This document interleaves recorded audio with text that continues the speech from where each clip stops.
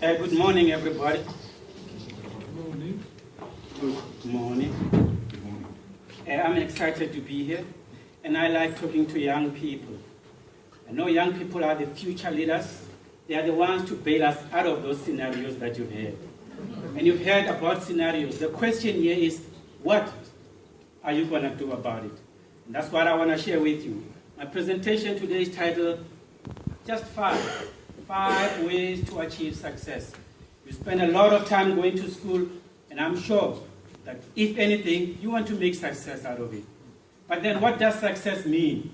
What does success mean? Well, you have to define it your own self. I have my own definition, and the definition that I've embraced, there are three of them. The first one is by Earl Nightingale. He says, success is anyone achieving a predetermined worthy ideal because that's what he or she decided to do. All what that means is somebody who decides to be a teacher from an early age, they put everything they have into it, become the best teacher, produce the best students like me, definitely they are a success, definitely. The second definition is by the legendary coach John Wooden, who said success is a peace of mind as a result of the self-satisfaction of knowing that you've done the best that you are capable of. If you go at a task and you give it your all best and you feel good about it, you are a success. If you go at it, at the end you feel, I could have done better, you are a flop. You are not a success. But the most important definition that I like was the one from a guy called Zig Ziglar. He said, money is not everything, but it sure ranks up there with oxygen. Meaning, if you don't have it, you will feel it. And I'm saying this because I go around talking to young people, especially scientists. When you ask them, how much money do you want to make? The answer is, well, as long as I'm comfortable, I'm fine. No, you don't have to be humble about it. Go out there, make lots of money, and be proud of it. And when you have lots of it, if you don't need it, you start a foundation. Then you have a problem of giving money away. It's not easy to give money away. So don't be shy.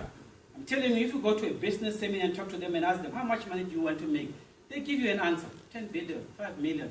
Talk to scientists, well, as long as I'm comfortable. No, you have to aim high up there.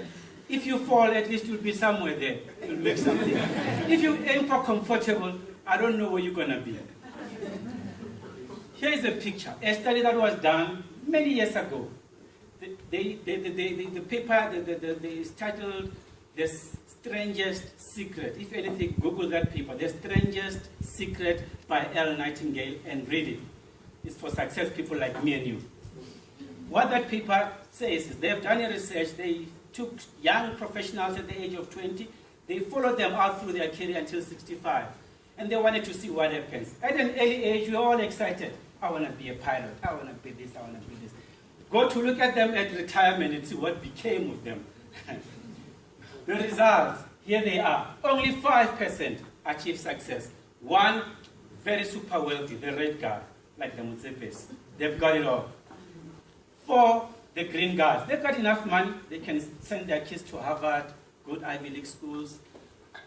About 5 of them were still working post-retirement because they missed something along the way, so they're trying to make up. The rest, yellow. And you see how that graph is stumbling on top of each other at the corner, fighting each other. And the red people, of course, and the green, they have their own freedom space. Why is this the case? I know I've got all the green and the red people here. Believe it or not, you being here, being affiliated with this association is a privilege. You are a success, and I'm sure you're going to make it. But a few might miss it. So I want to share with you the principle so that you definitely don't miss it. Why do we then become the yellow after all these dreams that we had when we were young? Stephen Covey calls it the 5 emotional cancers. Complaining, competing, comparing, contending, conforming. It's all the 6. That's what we become. We become along the way. Spend a lot of your time complaining, blaming circumstances. There's a quote by a guy called George Bernard Shaw. He says, I don't believe in circumstances because people who go out there go look for circumstances they want, and if they can't find them, they create them. So you go out there and create your own circumstances and remain green and yellow. Conformity is what kills everybody, or most people. Trying to be like everybody else. You go to a classroom, you see how people are sitting, you want to sit like them. You join a company, you look at the culture, everybody's not asking a question, and you have that burning question, hey, what will they say? You then shut up, and it eats at you. It gives you diarrhea. You know when you have something burning inside, and you don't share it, you feel sick. So why do we then conform? And I have my conforming map, if you look at it. Here it is, if these things will play. We start right at birth. We go to school, spend about 15, 20 years. By the time you finish your graduate school, you are hovering around 30. Hey, then you're stressed about looking for a job. You get there, they're dangling a carrot for you. You stay there for long and forget about your dreams. Societal pressure, you go get married. Sometimes you don't even know why you get married. And then you feel the pressure. You want to get a nice bling bling because your friend is driving an S-car and you're driving an Uno. You feel the pressure. You now go get this big house, the bond. You heard the interest rate up. It kills you. Before you know it, you're fighting with your spouse. There's no peace in the house. And then it's finished.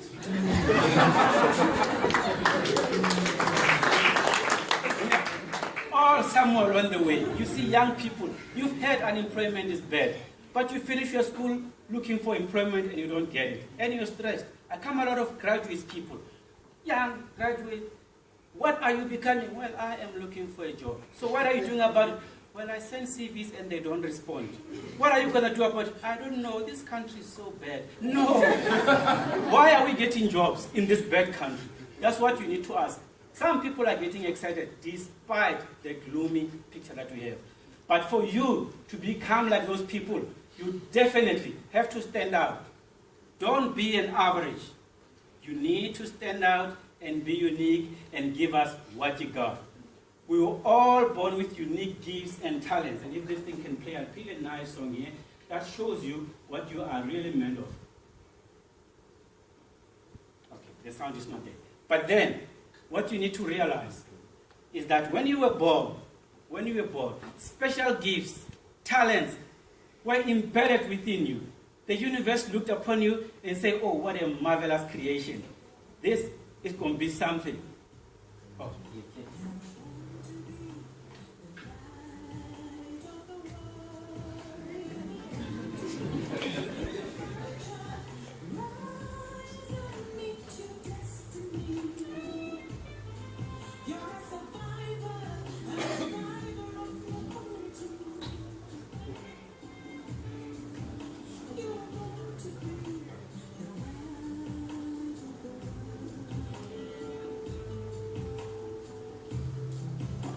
Well, I'm a DJ, so I love it. This is a beautiful song from Kenya by a lady called Edie. I came across it when I was trying to find the meaning. Why was I born? Why was I born?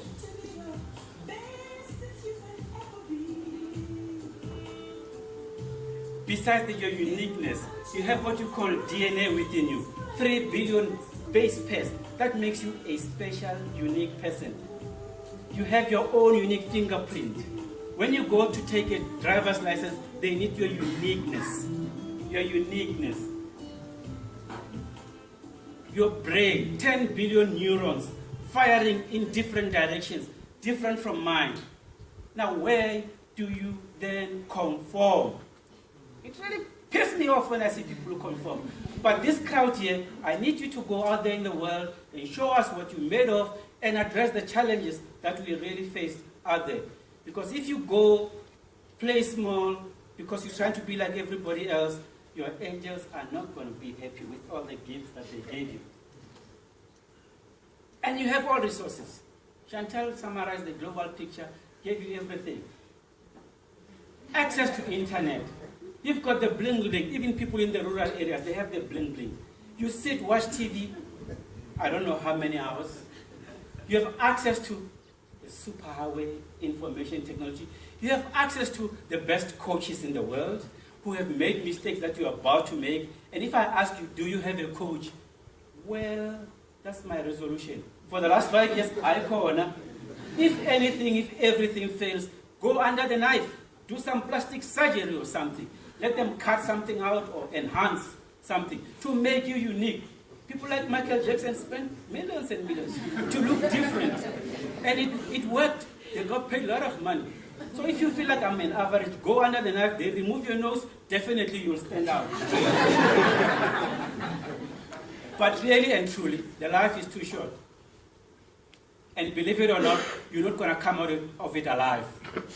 So the one thing you need to do, you give it your all, you have fun. Sometimes you fail, and you laugh at yourself. Sometimes you cry, they comfort you, and you get back on track. About a month ago, I got involved in some investment, and they happened to be shady deals. 400,000 walloped in a space of a month. I look back, I say, oh my God, it was painful. And then I said, Joe, but you gotta laugh. You told people to laugh. I laughed a little bit. So you will make stupid and terrible mistakes. Ask all the successful people. Don't look up there shining. They have made so many blunders. And the more blunders you make, the more smarter you become. First principle, I said five of them. The first one is you really need to have a clear definitiveness of purpose. Napoleon Hill, in his book, Think and Grow Rich, talks about this. He said, any man who wants to achieve success, the first thing he needs is a clear definitiveness of purpose. You really need to know what you stand for. Why were you born? Why are we here? It's the most difficult question that you will ever have to answer. But if you put time in it, try to find the answers, it's worthwhile because you want to do things that are aligned with you. Benjamin Disraeli said it very well. I've brought myself by long meditation to the conviction that a human being with a settled purpose must accomplish it, and that nothing can resist a will which will take even existence upon its fulfillment. All what it means is if really you're committed to becoming something, and you feel it deep, that burning desire within you, nothing can stop you. And you go, you get it, despite all odds. Despite all odds. My definitiveness of purpose. Growing up in the village of Hammalebo in Limpopo, I had my share of roughness. Cows that I was heading back then when I was little. But when I went into the wilderness, I was always baffled by our rich biodiversity. You know, South Africa is the third most rich biodiverse population or country in the world. Plants, animals that are unique that you cannot find anywhere. And on top of that, at some point in time I was sick. And during my sickness, I visited traditional healers. Mixed some concoction they gave me. Oh, I understand they saved my life. Now my passion was, why is this thing working? And on the other hand, you had a different type of medicine. I said, but why is this? Sometimes you go to get Panado, sometimes Daddy, what? And my dad also couldn't explain.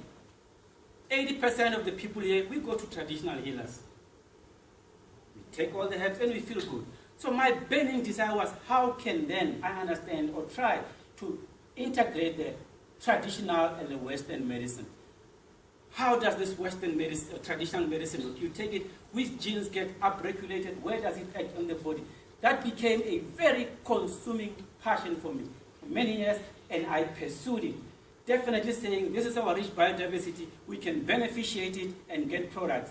I don't have time to get into lots of examples, but I knew that I needed to understand the indigenous knowledge system, all the knowledge that are within our old grandparents. Scientific research, I needed to understand something about it. Skilled workforce, I needed to associate with other educated people like you. I need to know about pilot manufacturing, and that's what I did.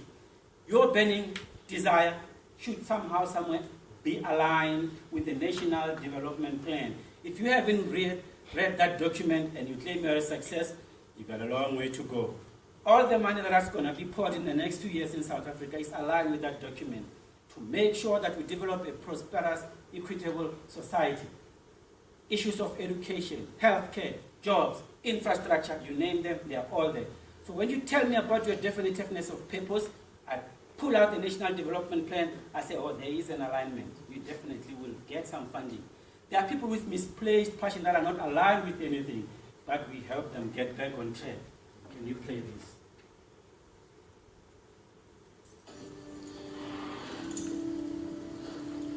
you know what the secret of life is? No, what? This. Your finger? One thing. Just one thing. You stick to that and everything else don't mean shit. That's great, but what's the one thing?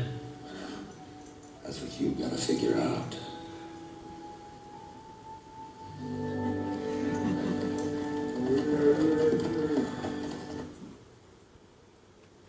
I went and spoke with some company, and they were subordinates and their managers, and then when they did their one thing, all they were stealing that fingers in front of them. What's your one thing? I said, no, this finger. What's your one thing? So definitely get that right. It will change over time as you mature, but at a given point in time, it has to be clear and solid. When I am at work, people come to the interview, I ask them, what's your definition of purpose? Sure.